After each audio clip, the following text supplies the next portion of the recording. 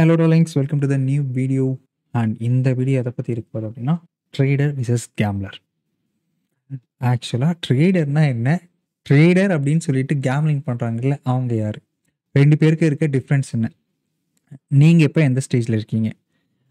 கேம்லராக நமக்கே தெரியாமல் நம்ம ப்ராக்டிஸ் பண்ணிட்டு இருந்தோம் அப்படின்னா நம்ம எப்படி ட்ரேடராக மாறுறது, அதுக்கான சேஞ்சஸ் நம்ம வந்து என்ன பண்ணணும். ஸோ அதை பற்றி தான் இந்த வீடியோ கம்ப்ளீட்டாக இருக்க போகுது. ஸோ ஷார்ட்டான வீடியோ தான், ரொம்ப பெருசாக நான் அதை டெவலப் பண்ணல, ஜஸ்ட் ஒரு 4 to 5 ஸ்லைட்ஸ் தான். வாங்க வீடியோக்குள்ளே போகலாம். ஓகே, ஆக்சுவலாக உங்களுக்கே தெரியும் இப்போ ட்ரேடர்ஸ் விசஸ் கேம்லர்ஸ். ட்ரேடர்ஸ்னால் யார்? நிறைய பேர் ட்ரேட் பண்ணிகிட்ருக்கோம். ரீசெண்ட் டேஸில் பார்த்தீங்கன்னா இன்ஸ்டாலையும் சரி, யூடியூப்லேயும் சரி, எல்லா சோஷியல் மீடியாவும் சரி, நிறைய பேர் ட்ரேடர்ஸ் உள்ளே வராங்க. பட் என்ன ஆகுது, ட்ரேடிங்குள்ளே வந்த உடனே அவங்களுக்கான ஜேர்னி ஸ்டார்ட் பண்ணான்னு சொல்லிட்டு ஒரு சோஷியல் மீடியா பேஜை ஓப்பன் பண்ணுறாங்க. ஓகே, ஸ்டார்டிங் ஒரு 4-5 days இல்லை 1 month வரைக்குமே பாருங்களேன், கன்சிஸ்டன்சியாக போஸ்ட் பண்ணிகிட்டே இருக்காங்க. அவங்க பிஎன்எல் ஓகே ஃபைன். ஒரு சர்டன் பாயிண்ட் ஆஃப் பீரியடில் அவங்க எங்கே போகிறாங்கன்னே தெரியாது.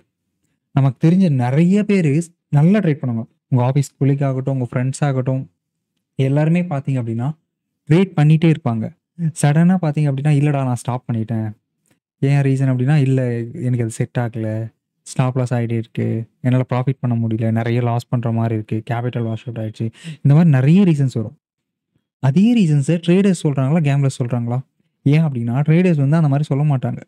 ரீசன், அவங்களுக்கு தெரியும் எங்கே என்ட்ரி எடுக்கணும், எப்போ ஸ்டாப் லாஸ் வைக்கணும், ஸ்டாப் லாஸ் அக்செப்ட் பண்ணணும், குவான்டிட்டி சைஸிங் நமக்கு தெரியும், பொசிஷன் சைஸிங் நமக்கு தெரியும். ஓகே, பட் கேம்லர்ஸ்க்கு அப்படி கிடையாது. வாங்க வீடியோக்குள்ளே போகலாம்.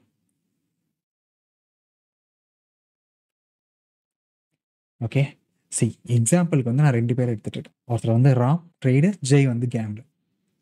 2 பேருமே ஈக்குவலாக வச்சுக்கலாம். ஒரு ஆளுக்கு ஒரு 1 lakh ட்ரேட் பண்ண 1 lakh கேபிட்டல் வச்சுட்ருக்காங்க. எக்ஸாம்பிளுக்கு 1 lakh கேபிட்டல் வச்சுட்டு ப்ராப்பராக ட்ரேட் பண்ணிகிட்டு இருக்காங்க.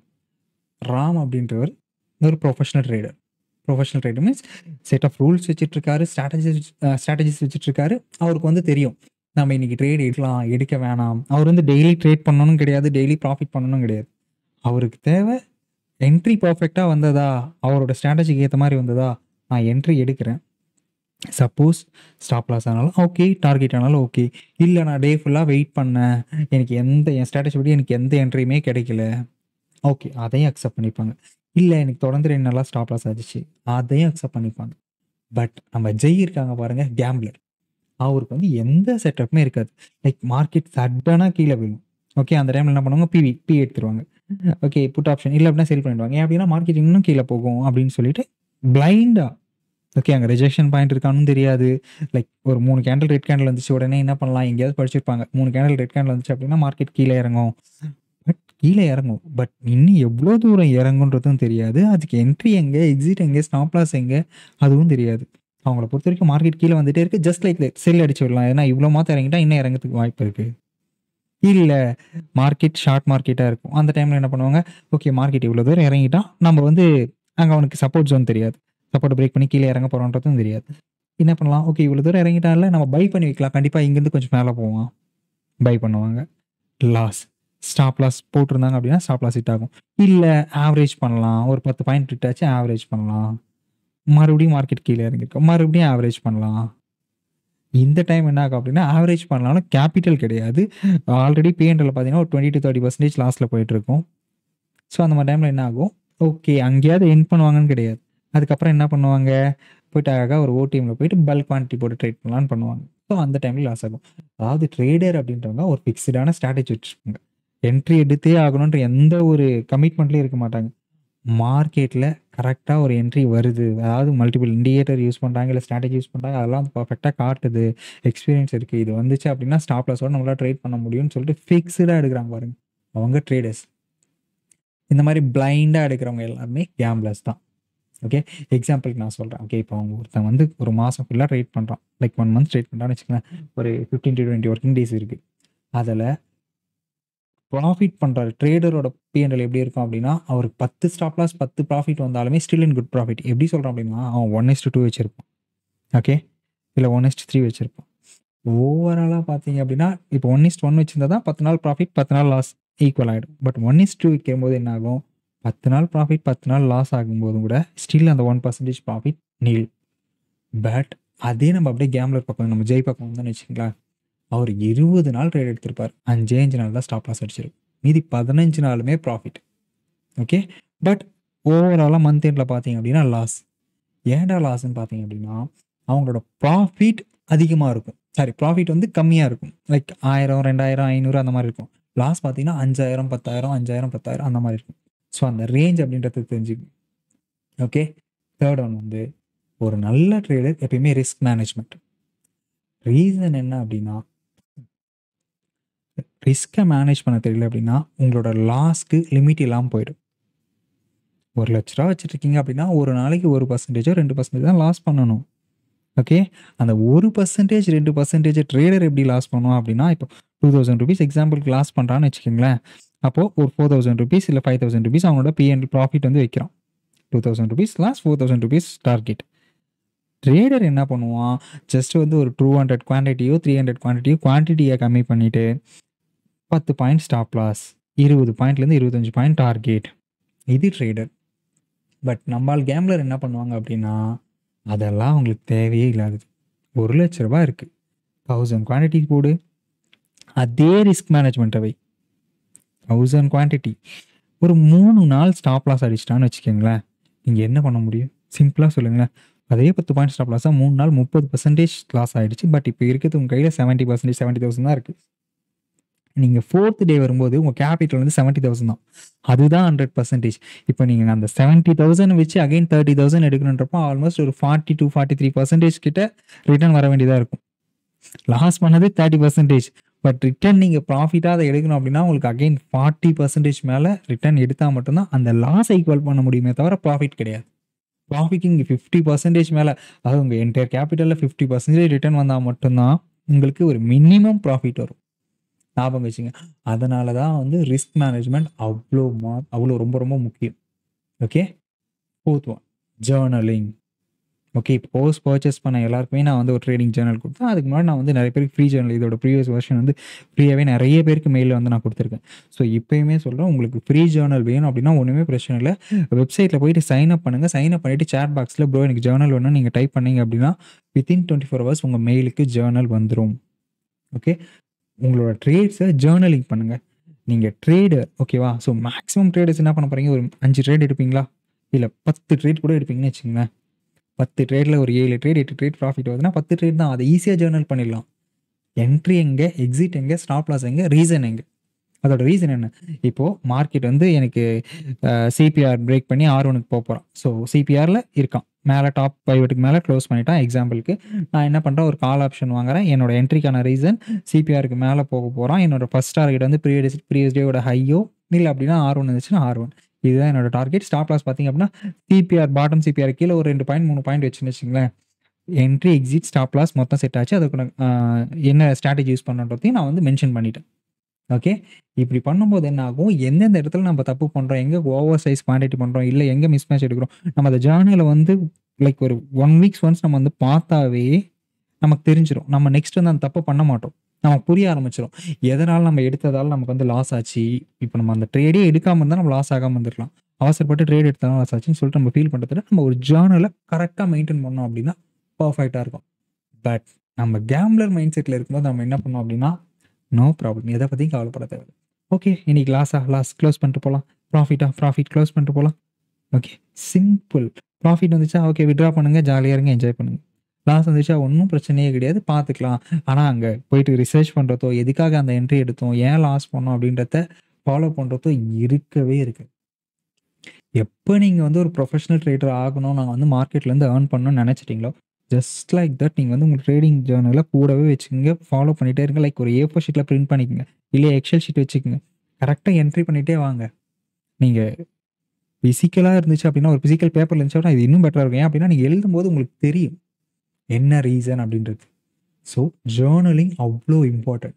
கீப் அப் பண்ணுங்கள். அதே மாதிரி நெக்ஸ்ட் பாயிண்ட், ரொம்ப முக்கியமான பாயிண்ட், டிசிப்ளின். என்ன ப்ரோ டிசிப்ளின்? நானும் தான் ப்ரோ காலையில் ஏஞ்சி உட்காடுறேன், மார்க்கெட் முடிகிற வரைக்கும் மார்க்கெட் பார்க்குறேன், but still in a loss போகிறதுக்கு வாய்ப்பு இல்லை.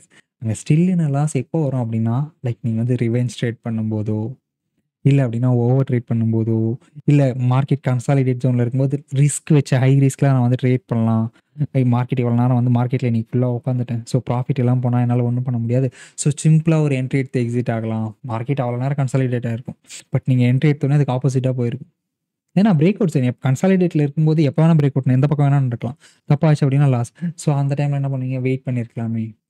ஸோ ஒரு நல்ல ப்ரொஃபஷனல் ட்ரேடர், ஒரு நல்ல ப்ரொஃபஷனல் கூட விட்டுருங்க, ஒரு நல்ல ட்ரேடர் ஆகணும் அப்படின்னா எமோஷ்னலாக டிசிப்ளினாக இருக்கணும். ரிவெஞ்ச் ட்ரேடிங்கை கம்ப்ளீட்டாக அவாய்ட் பண்ணிடுங்க. உங்கள் ஸ்ட்ராட்டஜியில் எடுத்த என்ட்ரி ஸ்டாப் லாஸ் அடிக்குதோ டார்கெட் அடிக்குதோ உங்களுக்கு அது கவலை இல்லை. ஒன்ஸ் நீங்கள் என்ட்ரி எடுத்துட்டிங்கன்னா உங்களுக்கு இருக்க வேண்டியது 2 தான். ஒன்று டார்கெட் இருக்கணும், இன்னொன்று ஸ்டாப் லாஸ் இருக்கணும். உங்கள் மைண்ட் செட்டில் ஆச்சோ ஸ்டாப் லாஸ் அடிக்க போகிறானே கொஞ்சம் சேஞ்ச் பண்ணுவோமா, ப்ராஃபிட் அடிக்க போகிறானே ட்ரைலிங் செல் போடுவோமா, இல்லை அப்படின்னா ப்ராஃபிட் இன்னும் கொஞ்சம் சேஞ்ச் பண்ணுவோமா, மாடிஃபை பண்ணுவோமா, இல்லை கிட்ட போயிட்டே இருக்கிற ப்ராஃபிட் நான் மாடிஃபை பண்ணி கீழே போட்டுக்கலாமா, இது எதுவுமே வேண்டாம். நீங்கள் ஒரு பிகினராக இருக்கீங்க அப்படின்னா ஃபஸ்ட்டு என்ட்ரி எக்ஸிட் இதில் மட்டும் இருங்க. நான் இல்லை ப்ரோ நான் ஒரு 6 மந்த் 1 இயர் நான் வந்து வச்சுட்டு இருக்கேன், எனக்கு வந்து பர்ஃபெக்டாக ட்ரைலிங் செல் போட தெரியும் அப்படின்னா அப்போ மட்டும் ட்ரைலிங் செல் போடுங்க. எந்த ஒரு சுச்சுவேஷன்லையும் உங்களோட ஸ்டாப் லாஸையும் டார்கெட்டையும் சேஞ்ச் பண்ணுற வேலையை வச்சுக்கோங்க. இதில் நீங்கள் ஒரு வாட்டி சேஞ்ச் பண்ண ஆரம்பிச்சிங்க அப்படின்னா கண்டினியூஸாக சேஞ்ச் பண்ணிகிட்டே இருப்பாங்க. ஓகே, ஸோ நல்ல ட்ரேடர் இது எல்லாத்தையும் பார்ப்பாங்க. பட் ஒரு கேம்லராக நீங்கள் இருந்தீங்க இது வரைக்கும் அப்படின்னா எதையும் பார்க்காம இருப்பீங்க. நியூஸை பார்க்க மாட்டீங்க, ஈவெண்ட்டை பார்க்க மாட்டீங்க. லைக் பயம் வந்துடும். பெரிய குவான்டிட்டி போட்டோன்னே என்ன ஆகும், ஒரு லாஸ் சின்ன, அதாவது 100 குவான்டிட்டி போட்டு 10 பாயிண்ட் இறங்கும்போது 1000 ரூபாய் தான் லாஸ், தைரியமாக இருக்கலாம். பட் நீங்கள் 1000 குவான்டிட்டி போட்டு 10 பாயிண்ட் வச்சா 10,000 ரூபா லாஸ். அப்போ உங்களால் அதை அக்செப்ட் பண்ணிக்க முடியாது அப்படின்னா தயவு செஞ்சு அந்த பொசிஷன் சைஸிங்க விட்டுருங்க, அவ்வளோ பொசிஷனுக்கு போடாதீங்க. ஓகே, இதுதான் மேஜராக ட்ரேடர்ஸ்க்கும் கேம்லர்ஸ்க்கும் இருக்க டிஃப்ரென்ஸ். ஓகே, நெக்ஸ்ட் ஸ்லைடில் நான் வந்து உங்களுக்கு P&L காட்டுறேன். லைக் இங்கே பாருங்கள், இது வந்து ராமோட P&L, இது வந்து ஜெயோட P&L. இங்கே பாருங்களேன், இவன் பார்த்தீங்கன்னா ஒரு 5-6 நாள் தான் ப்ராஃபிட்டே பண்ணியிருக்கான். 1 2 3 4 5 6 நாள் தான் ப்ராஃபிட் பண்ணியிருக்கான் ஓவராலாக. ஓகே, 15 ட்ரேடிங் டேஸில் ஒரு 6 டேஸ் தான் ப்ராஃபிட் பண்ணியிருக்கான். பட் ஸ்டில் வந்து அந்த 14,050 rupees ப்ராஃபிட். ஓகே, ஸ்டில் வந்து 14,000 ரூபா ப்ராஃபிட், ஒரு மாதத்துக்கு 1 லட்ச ரூபா கேபிட்டலுக்கு. Okay fine. பட் அதுவே நம்ம ஜெய் பக்கம் போனோம் அப்படின்னா ஜெய் வந்து ஒரு 10 நாள் ப்ராஃபிட் பண்ணிட்டான், 5 நாள் தான் லாஸ் பண்ணான். எப்படி 10 டேஸ் ப்ராஃபிட் பண்ணியிருக்கான், ஜஸ்ட் 5 டேஸ் தான் லாஸ் பண்ணியிருக்கான். பட் அவனோட P&L மந்த் எண்டில் பாருங்கள், negative 13,700 rupees. Okay, almost 13%. 1 lakh capital எக்ஸாம்பிளுக்கு நான் சொல்கிறேன், அவ்வளோ பெரிய லாஸ் ஆயிருக்கு. இப்போ சொல்லுங்களேன், இவர் 5 நாள் தான் ப்ராஃபிட் பண்ணியிருக்கான், 10 நாள் லாஸ் பண்ணியிருக்கான். இவன் நல்ல ட்ரேடரா? 10 நாள் ப்ராஃபிட் பண்ணிட்டு 5 நாள் லாஸ் பண்ணால் இவன் நல்ல ட்ரேடரா? P&L பார்க்கும்போது எல்லாமே க்ரீனாக இருக்கும், 1 2 தான் ரெட்டாக இருக்கும். ஸோ அவங்க வந்து நிறைய பேர் நீங்கள் இதில் பார்க்கலாம், ட்விட்டரில் பார்க்கலாம். Just like that. இப்போ காட்டுறாரு ஒரே நிமிஷம். ஓகே, இங்கே பாருங்கள், இந்த P&L ஸ்டேட்மெண்ட் பாருங்களேன். இங்கே மோஸ்ட் ரெட்டு தான் இருக்குது, பட் ப்ராஃபிட்டபிள் ட்ரேடர். ஏன் அப்படின்னா இவன் பர்ஃபெக்டாக ட்ரேட் பண்ணுறான். பட் இங்கே அந்த லாஸ் பண்ணுற ட்ரேடர்ஸ் பார்த்தீங்க அப்படின்னா மோஸ்ட் ஆஃப் த டே வந்து க்ரீனில் தான் இருக்குது. இங்கே ஒரு 5 டேஸ் தான் ரெட் இருக்குது. ஆனால் இந்த ஒரு ரெட் பாருங்கள் எப்படி இருக்குன்னு சொல்லிட்டு இந்த ஏரோ இருக்கிறது நல்லா டார்க்காக. ஸோ இட்ஸ் அ ஹியூஜ் டே. அந்த மொத்த ஏர்னிங்ஸையும் அந்த ஒரே நாளே லாஸ் பண்ணிடும். இப்போ 2 பேர் யார் நல்ல ட்ரேடர்? 10 நாள் ப்ராஃபிட் பண்ணுறவங்களா இல்லை 5 நாள் ப்ராஃபிட் பண்ணுறவங்களா? இந்த ஒரு ரீசனுக்காக தான் நான் சொல்கிறேன், ப்ராஃபிட்டாக லாஸ் ஆகிறது முக்கியம் இல்லை. ஒரு ஸ்ட்ராட்டஜி ஃபாலோ பண்ணுறீங்க, ஒரு பிளான் வச்சுருக்கீங்க அப்படின்னா லைக் 1 மந்த் வரைக்கும் பாருங்கள், ஒரு நாள் 2 நாள் ப்ராஃபிட் வர்றது கணக்கிலே கிடையாது. ஒரு ஹோல் மந்த் நீங்கள் வந்து பார்த்தீங்க அப்படின்னா லைக் பர்ஃபெக்டாக உங்களுக்கே தெரிஞ்சிடும், இதுதான்ப்பா. ஓகே ஃபைன், நம்ம வந்து ஒரு ஸ்ட்ராட்டஜி கிளியராக கற்றுக்கிட்டோம். அதுக்கப்புறம் இந்த மாதிரியே ஒரு 3 மாதம் நீங்கள் ட்ரேட் பண்ணிவிட்டு அதுக்கப்புறம் குவான்டிட்டி சைஸ் இன்க்ரீஸ் பண்ணுறதோ கேபிட்டல் இன்க்ரீஸ் பண்ணுறதோ பண்ணலாம். எடுத்த உடனே எல்லா கேபிட்டல் எடுத்து வந்து போனால் எல்லா ரிஸ்க்கும் எடுக்கலாம், பார்த்துக்கலாம், கற்றுக்கலாம், நமக்கு ஒருத்தர் சொல்லி கொடுத்துறாங்க பர்ஃபெக்டாக இருக்கும், அதெல்லாம் தேவையில்லை. இன்க்ளூடிங் நீங்கள் வந்து என் கோர்ஸை பர்ச்சேஸ் பண்ணியிருந்தாலுமே நான் ஃபஸ்ட்டு கைட் பண்ணுறது, ஃபஸ்ட்டு வாட்ச் பண்ணுங்க, அது செட் ஆகுதான்னு பாருங்கள், வெயிட் பண்ணி பாருங்கள். அதுக்கப்புறம் ஒரு மாதத்துக்கு ட்ரேட் பண்ணுங்கள், பேப்பர் ட்ரேட் பண்ணுங்கள், அதுக்கப்புறம் எக்ஸிக்யூட் பண்ணுங்கள். கண்டிப்பாக ஈஸியாக வின் பண்ணிடலாம். மார்க்கெட் கற்றுக்க முடியாததுலாம் இல்லை. ஓகே, அந்த எக்ஸ்பீரியன்ஸ் எப்போ தெரியுமா? ஒன்று அளவுக்கு அதிகமாக லாஸ் ஆகிட்டே இருக்கணும். லைக் ஒரு 30 வாட்டி 40 வாட்டி கேபிட்டல் போட்டு வாஷ் அவுட் ஆகிட்டே இருக்கணும். அதுக்கப்புறம் தான் நமக்கு தெளிவாக வரும், ஐயோ நம்ம கேபிட்டல் வந்து இதுக்கப்புறம் கடைசி இதுக்கு மேலே கேபிட்டல் நம்ம ரெடி பண்ணவே முடியாது, இருக்க கேபிட்டல் வச்சு கொஞ்சம் கொஞ்சமாக சம்பாரிச்சிக்கலாம் அப்படின்னு தோணும்போது தான் அந்த எக்ஸ்பீரியன்ஸ் வரும். ஸோ அதை நம்ம ஈஸியாக சொல்லும்போது இப்போ எனக்குமே ஈஸியாக இருக்கும் இதை ஃபாலோ பண்ணுங்கன்னு சொல்லிட்டு. பட் ஒரு பிகினராக நீங்கள் இதை ஃபாலோ பண்ணால் மட்டும்தான் லாஸ்ட் வரைக்கும் உங்களால் ட்ரேடராக உள்ளே இருக்க முடியும். இல்லை அப்படின்னா எல்லாரும் மாதிரி 1 மாதம் ட்ரேட் பண்ணுவீங்க, 2 மாதம் ட்ரேட் பண்ணுவீங்க, அதுக்கப்புறம் back to your job. Capital wash out ஆகிடும், தேவையில்லாத கடன் அதிகமாகிடும். கடன் முடிஞ்ச அளவு கடன் இல்லாமல் ட்ரேட் பண்ணுங்கள். கடனில் வர அமௌண்ட் வச்சு ட்ரேட் பண்ணாதீங்க. எந்த ஒரு கமிட்மெண்ட்டும் இல்லாமல் ட்ரேட் பண்ணுங்கள். அதுதான் பெட்டராக இருக்கும். Okay, S. என்னென்ன சேஞ்சஸ் நமக்கு வேணும்? நான் வந்து ட்ரேடர் கம்ப்ளீட்டாக ட்ரேடராக மாறணும், நான் வந்து ஒரு கேம்லராக இருக்கக்கூடாது. ஆல்ரெடி அங்கே சொன்ன அதே பாயிண்ட்ஸ் தான். நமக்கு தேவை ஒரு ப்ராப்பர் பிளான். ப்ராப்பர் பிளான்னா என்ன இருக்கணும் அப்படின்னா, அதில் என்ட்ரி எக்ஸிட் இருக்கணும், ஒரு ஸ்ட்ராட்டஜி இருக்கணும், இண்டிகேட்டர்ஸ் இருக்கணும். பர்ஃபெக்டாக ஓகே, இது என்னோட என்ட்ரி, என்னோட எக்ஸிட், என்னோட ஸ்டாப் லாஸ், இது 3 தெரிஞ்சிருக்கணும். ஓகே, இது 3 தெரிஞ்சால் தான் அது ஒரு ப்ராப்பரான எக்ஸிக்யூட்டபிள் பிளான். அது கரெக்டாக இருக்கும். Okay, outcome. 2வது, நான் 1,00,000 ரூபா வச்சுட்ருக்கேன் அப்படின்னா ஒரு நாளைக்கு 500 1000 அது பெரிய அமௌண்ட். 1% ஒரு நாளைக்கு வந்தாலுமே ஓவராலாக நீங்கள் 15% ஒரு மாதத்துக்கு வருது. ஓகே, லைக் நீங்கள் வந்து 12 மாதத்தில் 10 மாதம் நீங்கள் ப்ராஃபிட் பண்ணுறீங்க அப்படின்னாலுமே ஆல்மோஸ்ட் வந்து உங்களுக்கு ஒரு 85%க்கு மேலே ரிட்டர்ன் வருது. நல்லா தெரிஞ்சுங்க. உங்களுக்கு 1,00,000 ரூபா வச்சுட்டு 1000 ரூபா சம்பாதிக்கிறது சாதாரணமாக தெரியும். பட் அது ஓவராலாக 1 இயர் பர்சன்டேஜில் பார்த்தீங்க அப்படின்னா அது ரொம்ப பெரிய அமௌண்ட். பேங்க்கில் போய்ட்டு ஒரு எஃப்டி போடுறீங்க, எவ்வளோ வரப்போகுது? ஒரு 7%ன்னு வச்சுக்கோங்களேன். இங்கே 80%, மோர் தென் 80% வருது. அந்த 1% கம்மியாக தான் தெரியும். பட் அதே 1% நான் 1 crore வச்சுட்டு இருக்கேன். அப்போ அந்த 1% 1 lakh. அது எங்கே போச்சு பார்த்தீங்களா? ஸோ பொறுமையாக ட்ரேட் பண்ணி கேபிட்டல் இன்க்ரீஸ் பண்ணிங்க, அதுக்கப்புறம் குவான்டிட்டி இன்க்ரீஸ் பண்ணிக்கலாம். ஓகே, மைண்ட் செட் அதுதான். பேனிக் ஆகக்கூடாது. நம்மளால் எந்த அளவுக்கு லாஸ் ஏற்றுக்க முடியுமோ அந்த அளவுக்கு மட்டும் உங்கள் மைண்ட் செட் வச்சுங்க. ஓவர் ரிஸ்க் எடுக்காதீங்க. கரெக்டாக ஜேர்னலை மெயின்டைன் பண்ணுங்கள். டெய்லி மார்க்கெட் நீங்கள் என்ட்ரி ஆகிறதுக்கு முன்னாடி கொஞ்சம் முன்னாடி இருந்துச்சு இன்றைக்கி என்னென்ன ஈவெண்ட் இருக்குது, லைக் ஆர்பிஐ கவர்னர் பேசுகிறாங்களா, இல்லை ரெப்போ ரேட் சேஞ்சஸ் எதனா இருக்கா, ஃபினான்ஸ் மினிட் எதனா பேசுகிறாங்களா, பேங்கிங் செக்டர் எதனா யூஎஸில் எதனா மார்க்கெட் ஐடி செக்டர் எதனா கிராஷ் ஆகுதா, இல்லை அங்கே ஏதாச்சும் அப்டேட் இருக்கா, புதுசாக ஏதாச்சும் மேஜர் கம்பெனி 50 கம்பெனிஸ் எதனா புது ப்ராஜெக்ட் வருதா, இல்லை ஏதாச்சும் ஒரு கம்பெனியோட ஓஎஃப்எஸ் நடக்குதா, இல்லை யாரா மேஜர் பைபேக் பண்ண போகிறாங்களா. ஸோ இந்த ஈவெண்ட் எல்லாத்தையுமே நோட் பண்ணி வச்சுங்க, அப் டு டேட்டில் இருங்க. இது எல்லாத்தையும் ப்ராப்பராக பண்ணிங்க அப்படின்னா கண்டிப்பாக நீங்களும் ஒரு ப்ராஃபிட்டபிள் ட்ரேடராக வித்தின் 6 month ஆகிடலாம். ரொம்ப பெரிய விஷயம் கிடையாது. வித்தின் 6 month ப்ராஃபிட்டபிள் ட்ரேடர் ஆகிடலாம். கேபிட்டல் முக்கியம் இல்லை, இங்கே உங்களோட செல்ஃப் கண்ட்ரோலும் டிசிப்ளினாக தான் ரொம்ப முக்கியம். ஓகே, அது 2 இருந்துச்சு அப்படின்னா ஒரு மினிமம் கேபிட்டலையே நம்மளால் பொறுமையாக கொஞ்சம் கொஞ்சமாக இன்க்ரீஸ் பண்ணிவிட்டு ஒரு நல்ல கேபிட்டலுக்கு எடுத்துகிட்டு போக முடியும். இது 2மே இல்லை அப்படின்னா நீங்கள் எவ்வளோ பெரிய கேபிட்டல் வச்சுருந்தாலும் ஸ்டில் என்ன லாஸில் தான் இருப்பீங்க. Okay, thank you so much darling. இந்த வீடியோவில் தான் உங்களுக்கு ஏதாச்சும் டவுட் இருந்துச்சு அப்படின்னா கமெண்ட் செக்ஷனில் கமெண்ட் பண்ணுங்கள். Thank you, bye bye.